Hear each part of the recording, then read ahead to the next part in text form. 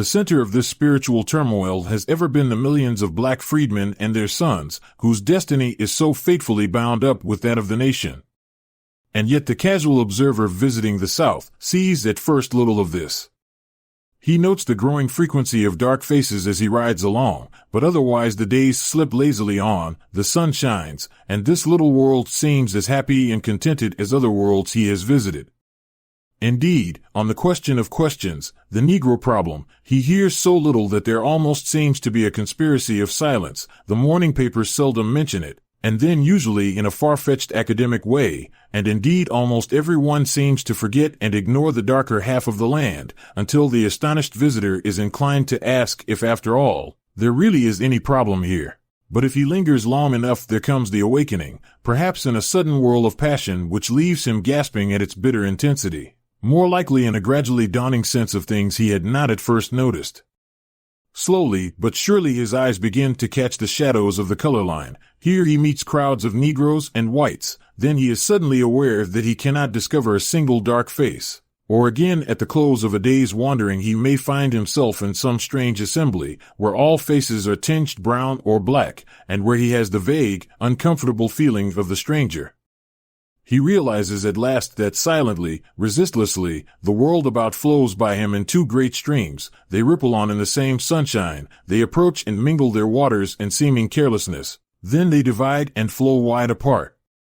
It is done quietly, no mistakes are made, or if one occurs, the swift arm of the law and of public opinion swings down for a moment. As when the other day a black man and a white woman were arrested for talking together on Whitehall Street in Atlanta. Now if one notices carefully, one will see that between these two worlds, despite much physical contact and daily intermingling, there is almost no community of intellectual life or point of transference where the thoughts and feelings of one race can come into direct contact and sympathy with the thoughts and feelings of the other. Before and directly after the war, when all the best of the Negroes were domestic servants in the best of the white families, there were bonds of intimacy, affection, and sometimes blood relationship between the races. They lived in the same home, shared in the family life, often attended the same church, and talked and conversed with each other. But the increasing civilization of the Negro since then has naturally meant the development of higher classes. There are increasing numbers of ministers, teachers, physicians, merchants, mechanics, and independent farmers, who by nature and training are the aristocracy and leaders of the blacks. Between them, however, and the best element of the whites, there is little or no intellectual commerce. They go to separate churches, they live in separate sections, they are strictly separated in all public gatherings, they travel separately, and they are beginning to read different papers and books. To most libraries, lectures, concerts, and museums, Negroes are either not admitted at all, or on terms peculiarly galling to the pride of the very classes who might otherwise be attracted. The daily paper chronicles the doings of the black world from afar with no great regard for accuracy, and so on, throughout the category of means for intellectual communication, schools, conferences, efforts for social betterment, and the like. It is usually true that the very representatives of the two races, who for mutual benefit and the welfare of the land ought to be in complete understanding and sympathy, are so far strangers that one side thinks all whites are narrow and prejudiced, and the other thinks educated Negroes dangerous and insolent. Moreover, in a land where the tyranny of public opinion and the intolerance of criticism is for obvious historical reasons so strong as in the South, such a situation is extremely difficult to correct.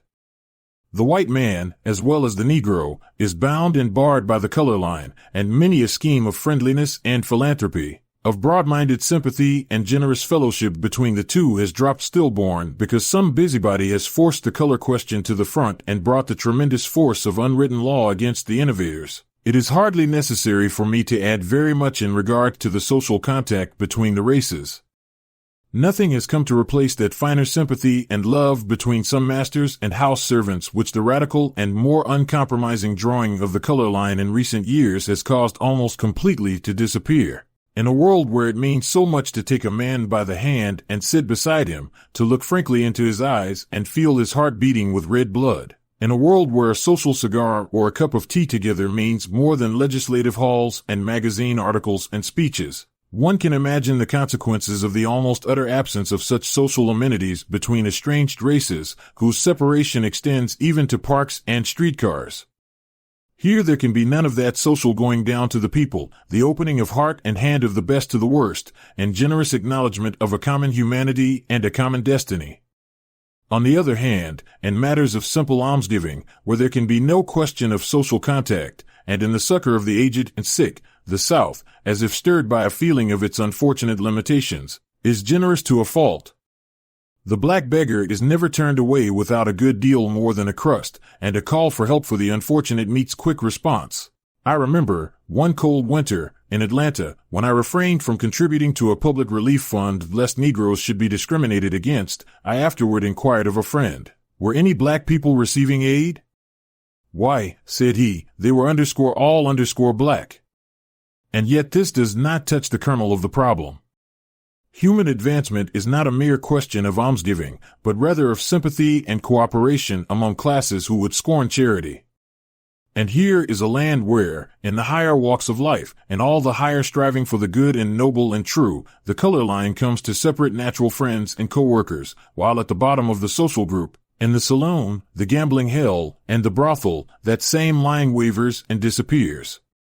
I have sought to paint an average picture of real relations between the sons of master and man in the South. I have not glossed over matters for policy's sake, for I fear we have already gone too far in that sort of thing. On the other hand, I have sincerely sought to let no unfair exaggerations creep in.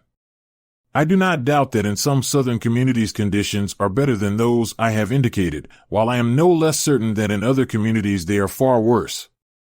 Nor does the paradox and danger of this situation fail to interest and perplex the best conscience of the South.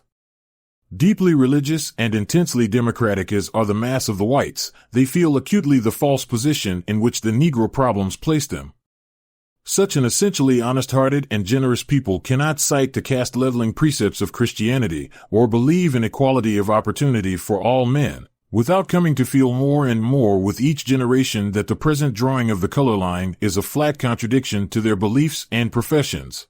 But just as often as they come to this point, the present social condition of the Negro stands as a menace and a portent before even the most open-minded. If there were nothing to charge against the Negro but his blackness or other physical peculiarities, they argue, the problem would be comparatively simple, but what can we say to his ignorance, shiftlessness, poverty, and crime? Can a self-respecting group hold anything but the least possible fellowship with such persons and survive? And shall we let a mawkish sentiment sweep away the culture of our fathers or the hope of our children? The argument so put is of great strength, but it is not a whit stronger than the argument of thinking Negroes. Granted, they reply, that the condition of our masses is bad. There is certainly on the one hand adequate historical cause for this, and unmistakable evidence that no small number have, in spite of tremendous disadvantages, risen to the level of American civilization. And when, by proscription and prejudice, these same Negroes are classed with and treated like the lowest of their people, simply because they are Negroes, such a policy not only discourages thrift and intelligence among black men, but puts a direct premium on the very things you complain of, inefficiency and crime. Draw lines of crime, of incompetency, of vice, as tightly and uncompromisingly as you will, for these things must be proscribed, but a color line not only does not accomplish this purpose, but thwarts it.